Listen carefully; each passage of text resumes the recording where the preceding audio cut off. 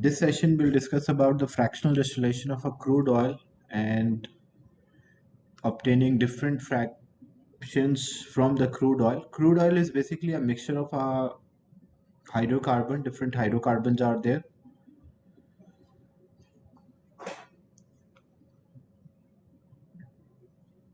So how to obtain or how to separate these hydrocarbons from each other or carry out a fractional distillation, that we'll discuss in this chapter. So some common fuels, fuels which we use coal, we use natural gas, and we use petroleum. These are some examples of the fuels. And the petroleum or the crude oil which we obtain, we can do fractional distillation. This is how fractional distillation of a crude oil is done. How we carry out this fractional distillation? So at the bottom, this is a fractionating column. So at the bottom, a superheated crude oil is there. It's like around 400 degrees centigrade. So around 400 degrees centigrade, a crude oil is a mixture of different hydrocarbons, like different compounds are there. Most of the fractions which we add this to fractionating column, most of them are in a vapor form, gaseous form. The only fraction which is in a liquid state or a semi-solid state or a viscous liquid state, that is known as the residue, and mainly this residue consists of a fragment which we call bitumen. You have to learn the name of the fragment and the position where we obtain these fragments and the use of each fragment. Then what is the purpose of the bitumen? It is used for road carpeting and roofs. Maybe you have seen, like example, for a road carpeting, first they put a viscous liquid at, say they heat this viscous liquid and first they put on the road and then they add a concrete. So because it can stick the concrete together, that's why first a layer of a bitumen, and then on that we put concrete. So bitumen is used as for roads or for roofs. But rest other fractions, because the temperature is so high, the other fractions at this temperature are not in a liquid state, the other fractions are in a gaseous state. So these fractions which are in a gaseous state, they start to rise. And when these fractions are rising, they lose their energy. As a result, when they lose their energy, some of them will condense. So after bitumen, the first fraction which condense, that is called a fuel oil. What is the purpose of the fuel oil? The fuel oil is used for the fuel for ships or for power stations. Then what happens? The remaining fractions will rise. Then another fraction condenses. After that fuel oil, the fraction which condenses, that is known as a diesel oil. The diesel oil, it is normally used for trucks, lorries, buses. We use like even some diesel engines are there for cars. Most of the loading truck, because the diesel can produce more energy as compared to a petrol. So most of the loading trucks or buses or lorries, their all engines are working on the diesel. Then the remaining fractions will rise. Another fraction which condense here, that is called kerosene, or we can also say paraffin. Kerosene or paraffin oil is there, that is used by aircraft. So this is used as an aircraft fuel, the paraffin. Then the remaining fraction will rise and condenses. Then we have a naphtha. Naphtha is making different chemicals. It is used in petrochemical industry. So different chemicals, the main raw material is a naphtha. Then the remaining fraction will rise. That is gasoline or petrol, that is used for car. The fuel which we use for the car, that is known as the gasoline, and it is also known as octane. Octane means, oct means 8 carbon and 8 means there's a single bond. There are a single bond between the carbon atoms. So between the carbon atoms, they have a single bond, and oct means 8 carbon atoms, and it is having a name known as petrol or gasoline. And remaining, some of the fractions does not convert into liquid, they don't condense. So we use them as a bottle gas. like we are using as a, or we can also say a domestic gas, which we use for cooking, for camping, we use this gas. Mainly it consists of propane and butane. So the crude oil which we obtain here is a mixture. A crude oil, what it contains? It consists of bitumen, fuel oil, diesel, kerosene, naphtha, gasoline, and refinery gases. So different substances are present in the crude oil. Then when we compare the number of the carbon atoms, remember the number of the carbon atoms at the boiling point is directly proportional. If a hydrocarbon contains more carbon atoms, it will have a high boiling point. So the fractions which we obtain at the bottom of this fractionating column, they are large molecule. Large molecules mean many carbon atoms are there. That's why they have high boiling point. And they will have low volatility. Volatility, it's like converting to vapor. If something easily convert into vapor, we call it is more volatile. But because if a substance is having a high boiling point, so it will be less volatile. They does not flow easily because there are like thick viscous liquids are there, does not flow, and they don't easily ignite, does not burn easily. But when we check the fractions which we obtain at the top, there are small molecules, so they will have low boiling point, and boiling point and volatility are inverse.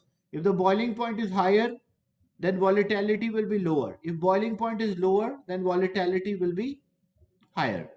And they can flow easily because few carbon atoms are there, and we can also burn them easily.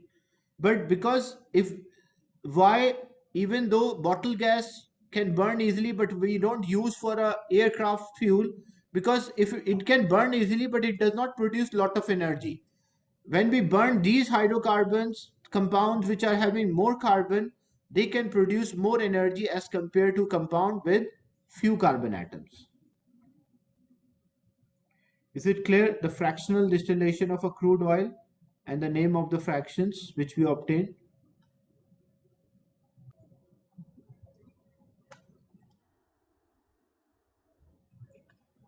So you have to learn the name of the fraction, the order as well, along with their uses. Then, as I mentioned, because the lower fractions are easy to burn as compared to heavy fraction. So we want to convert these lower fractions, the heavy fraction into lower fraction. So how to convert the heavy fraction? Heavy means like large molecule into the small molecule. So the technique which we use to convert the large molecule into small molecule, we call that as cracking. So cracking is a process when large or long chain molecule converted into small molecules. So when we crack a hydrocarbon, then there are two possibilities. It might produce alkane or alkene, or it might produce alkene or hydrogen. So cracking is a process by which we break a large molecule into a smaller one.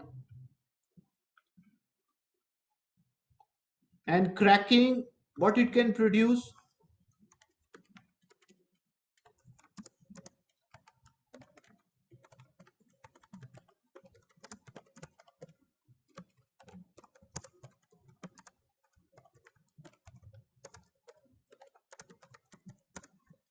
So process of converting the large molecule into small molecules, we call that as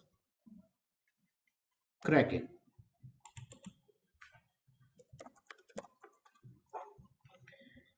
So what are the products? What could be the product? If we have a large molecule, there are two possible products are there. If you have a large molecule, what might be one of the product? It might produce alkane. When we crack, it might produce alkane, all like carbon atom with a single bond, and alkene. This is one possibility. Or the second possibility, the large molecule, when we do cracking, we break down, so it might produce alkene and hydrogen. So these are the two possible products which we can obtain when we are cracking. But how to identify, how you will identify whether a compound is alkane or alkene? So you can identify the compound by using a simple formula. If a compound is an alkane, then the general formula of alkane is, if the product is alkene, the general formula of alkane is CnH2n plus 2. What does it mean? It means the number of the hydrogen will be twice as compared to number of the carbon plus 2. And if it is an alkene, I'll give an example for both. If it's an alkene, the number of the general formula is CnH2n. It means the number of the hydrogen will always be twice as compared to number of carbon. So if I say I want to write a formula for propane. So prop means what? Prop means value of N is equals to 3 carbon atoms. So if I use this journal formula, so according to this journal formula, it is C3 because N is equals to 3. So C3H 2 multiplied by 3, 6 plus 2. So it will become C3 2 multiplied by 3, 6 plus 2, that will make 8. So the formula of the alkane or propane, that is C3H8. So you can see the number of the hydrogen are twice plus 2 the number of the carbon. But if I want to write a formula for propene, so when we write a formula for propene, prop means again 3 carbon, but because it's an ene, alkene is there, so the journal formula is CnH2n. Number of hydrogen are twice as compared to number of carbon. So C3 and H2 into 3. So when we substitute C3 and 2 multiplied by 3, 6. So C3H6, that is the molecular formula of this compound.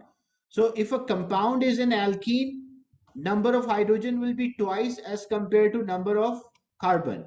But if compound is an alkane, the number of the hydrogen will be twice plus 2. Another example, if I say butane. So but means N is equals to 4. So if we substitute, because it's an N, so the general formula is CnH2n plus 2.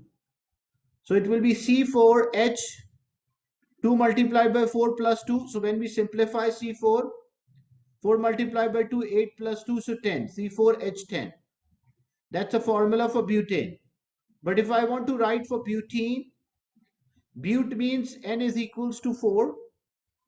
So it will be C4H 2 multiplied by 4. So C4 and H8. So the number of the hydrogen in alkene will always be twice as compared to number of carbon atoms. Whereas number of hydrogen in alkane will be twice plus 2.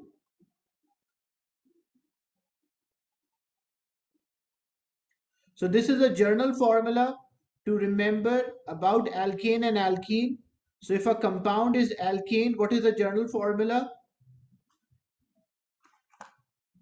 That is Cn H2n plus 2.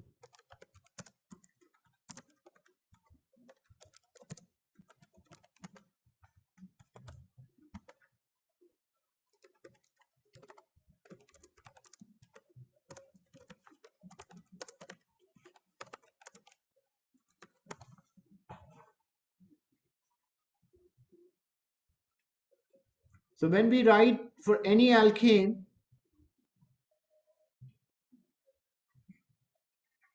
this is Cn H2n plus 2. So any alkane is given by this formula. And if a compound is alkene, this is Cn H2n. So if we say I want to write a formula for ethane. So eth means what? Eth means how many carbon? Eth. Yesterday we did this. The prefixes eth means how many carbon atoms?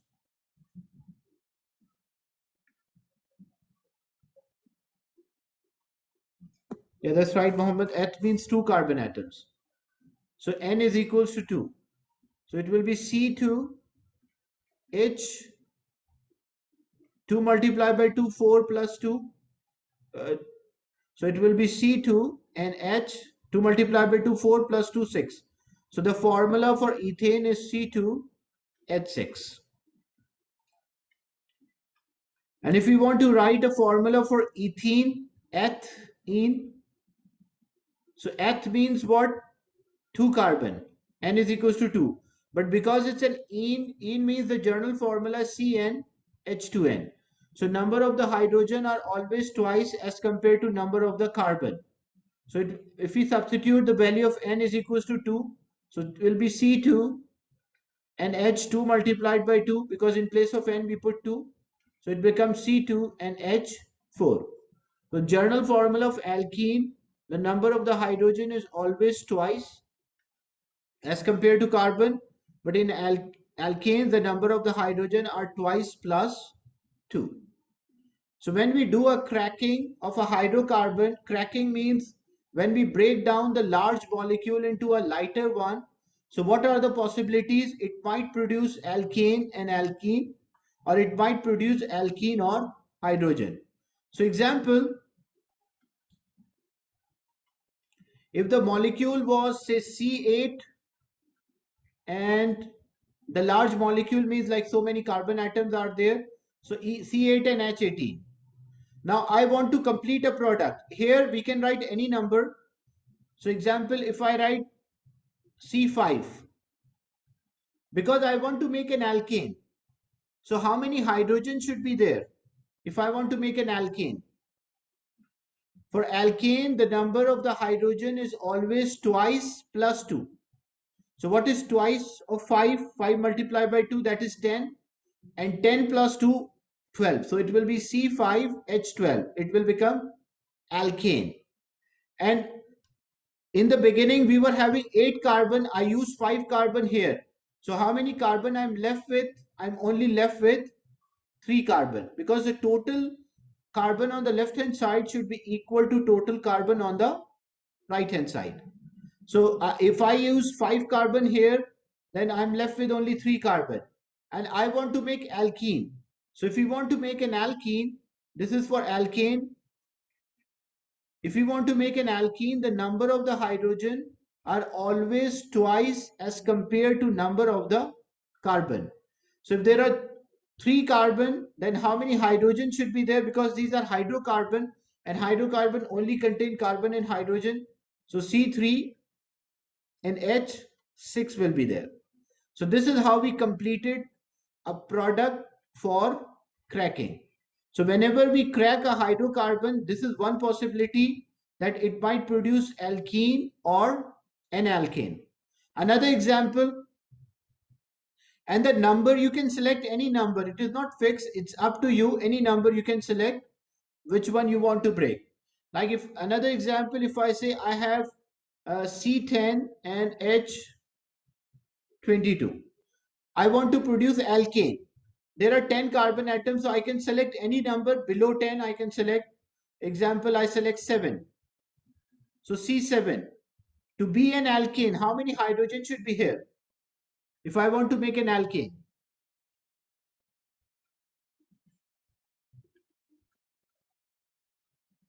Yeah, that's good. Because 7 multiplied by 2, 14, and 14 plus 2, that will make 16. So it will be C7 and H16. Plus, because out of 10, I use 7 carbon. How many carbon I'm left with? 3. So if I'm left with 3 carbon, then because I want to produce another product as alkene, and to be an alkene, the number of the hydrogen should be twice. So what is double of 3? 3 multiplied by 2, that is 6. So it will produce C3H6. Another example, if I'm cracking C9H20,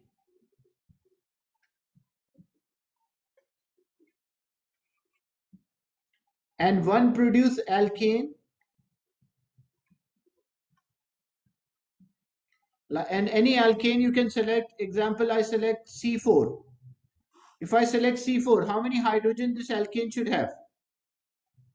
The alkane, the number of the hydrogen should be twice plus 2. So twice plus 2, 4 multiplied by 2, 8, and then plus 2, that make 10. Yeah, that's right.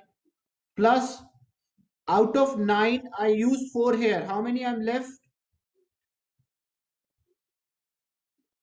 So I'm left with 5. So C5. Because out of 9, I use 4 here. So I'm left with 5 carbon. Now this will have how many hydrogen? So because it's an alkene, so the number of the hydrogen should be twice. So 5 multiplied by 2, that will make 10. So it will be C5 and H, 10 will be there.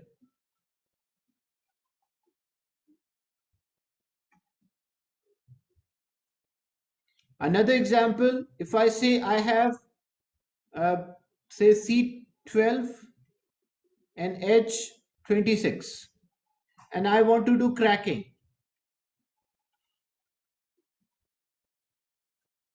So any alkane I can select here, it's not fixed. I can select any of them. Example, I select C8. If I select C8, carbon, 8 carbon, how many hydrogen should be there to be an alkane? So 8 multiplied by 2 is 16 and 16 plus 2, 18. So C8H18 plus out of 12, I use 8 carbon here. So I'm left with 4. So C4. And how many hydrogen? Because the number of the hydrogen should be twice compared to carbon in alkenes. So if there are 4 carbon, how many hydrogen I should write? 4 multiplied by 2, 8. So C4H8 will be the product. So whenever we are breaking a large molecule into a smaller fragments, smaller molecules, we call this technique or the process is cracking. And what is the one of the product the cracking can produce? The cracking can produce alkane or and alkene. If it is producing an alkane, the journal formula should be CN H2N plus 2. If it produces an alkene, the journal formula should be CN H2N. Is it clear, this part? So converting the long chain molecule into smaller one, this process is refers to cracking. Then homologous series and isomerism. What is the concept of a homologous series? A homologous series, like a family of organic compound, is called a homologous series, and which is this is having a following characteristic. Like when we talk about alkane, alkane is one of the homologous series, like one of the family.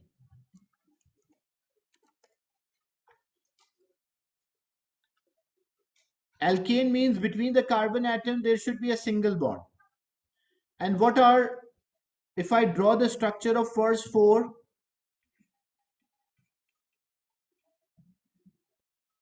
so this is methane, ethane, eth means 2 carbon, and ane they have a single bond.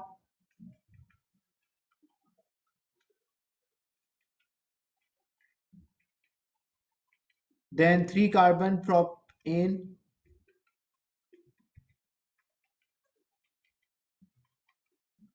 and 4 carbon, 1 2 3 4 butane.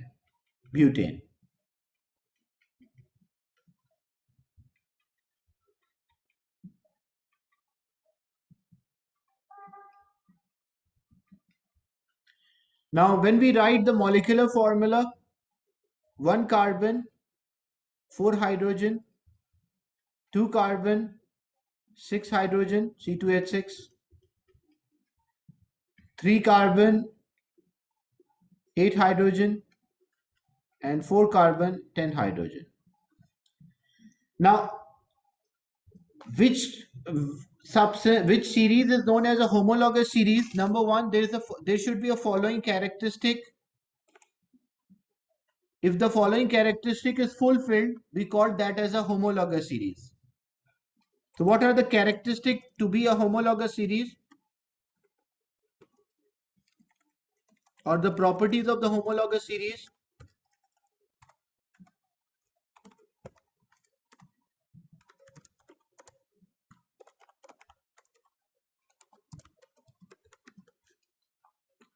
Number one,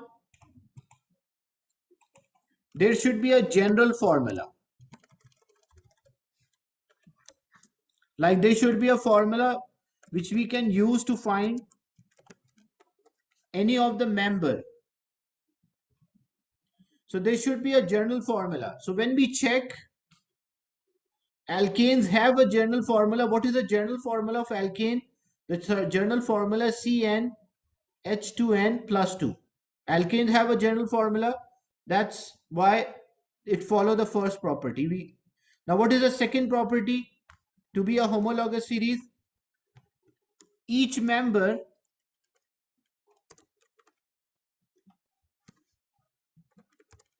differ by CH2. Means the difference between the each member should be CH2. Now when we check the difference between the members, this is having CH4, C2, H6. So what is the difference between them? Like how many carbon atoms and how many hydrogen atoms are different? Like this is having one extra carbon and two extra hydrogen, so CH2. Then the next member, C2H6 and C3H8. The next member is,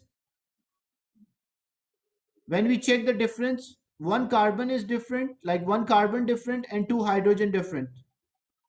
When we check another member, one carbon different and two hydrogen. So it also follows the second property, that each member differ by CH2. Then what about the third property? The third property, they should have a same chemical properties. And that about the chemical properties we will discuss later in this chapter, that about alkane, when we write their chemical properties, you will find that they all have the same chemical property, same they will react. And the last property, the physical properties gradually changes, slightly changes. Physical properties such as the boiling point, melting point, these are the physical properties, the state.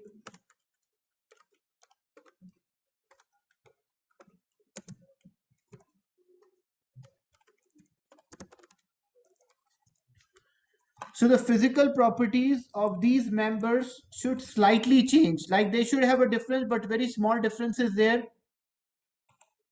So when we check this, we will find that when we find the boiling points, this is gradual change. And the boiling point increases as the number of the carbon increase. More carbon, as number of the carbon increase, the boiling point will also increase.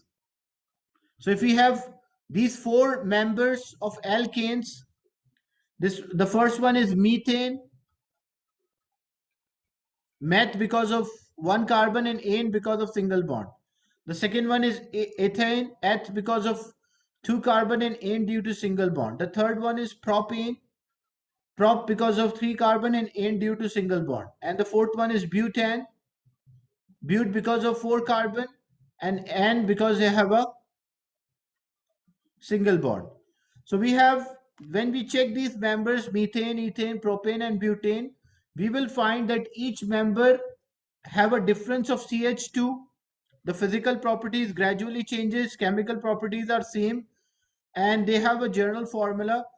So what we can say alkane is a homologous series, because alkane follow all the properties, that it is having a general formula, each member differ by CH2, the chemical properties also are similar, and physical properties gradually changes. So we say alkane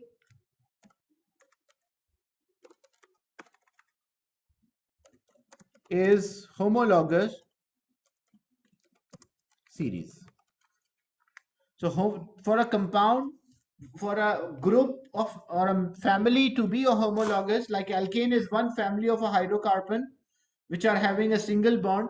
So to be a homologous, it should follow the characteristic, and because it is following these characteristics, that's why we call this as a homologous series.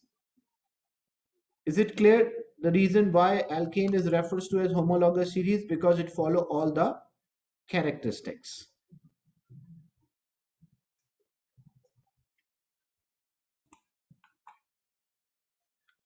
So same way, if we want to check alkene is homologous or no, so we will find alkene is also a homologous, because in alkene, to identify whether alkene is homologous, alkene does not, it started with C2, the first member is C2H4, the second member is C3H6, the third member is C4H8, the fourth member is C5 and H10. They have a general formula CnH2n. So when we apply all the characteristics, like these are the characteristics or the properties of a homologous. So when we try to apply these properties on alkene, so first thing, there should be a general formula. So they all have a general formula, like there's a general formula for alkene, which is CnH2n. That is, each member differ by CH2. So when we check the difference between the two members, next member, like two carbon, three carbon, so one carbon is different and two hydrogens are different. Like two extra hydrogen and one extra carbon. This also one extra carbon and two extra hydrogens. This also one extra carbon and two extra hydrogens. So each member differ by CH2. Later we'll discuss their chemical properties and the physical properties. We will find that gradually changes, slightly changes, but the chemical properties are identical.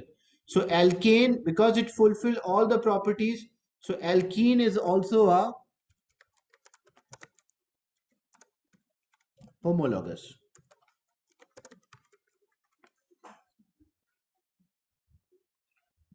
So alkane and alkenes both are homologous because they follow the characteristics.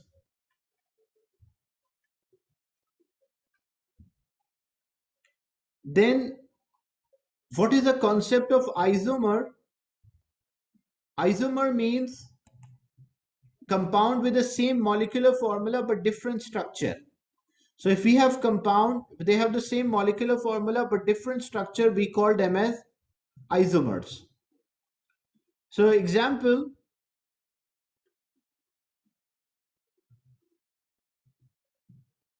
if I want to draw an isomer,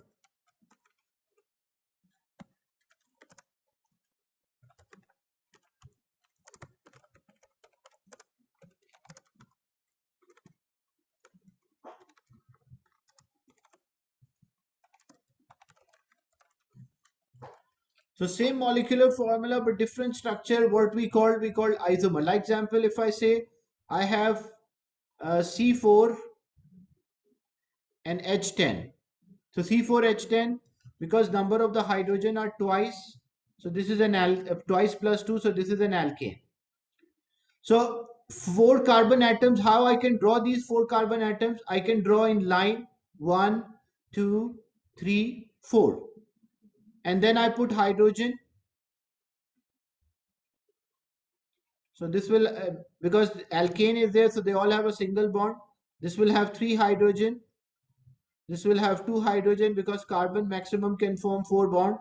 This will have 2 hydrogen and this will have 3 hydrogen. This is one way. What else I can do? I can draw 3 carbon in a line and one as a branch. This is called a branch, up or down. It's up to us. We can draw up, we can draw down. So now I complete this structure because it is an alkane. So between the carbon atom, there should be a single bond. How many hydrogen this will have? Because one bond is shared. So this will have 3. How many hydrogen this will have? Only 1. How many hydrogen this will have? 3.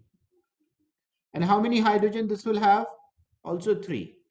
So when we count the number of the carbon atom, 4, number of hydrogen 10. Number of the carbon atom 4, number of hydrogen 10.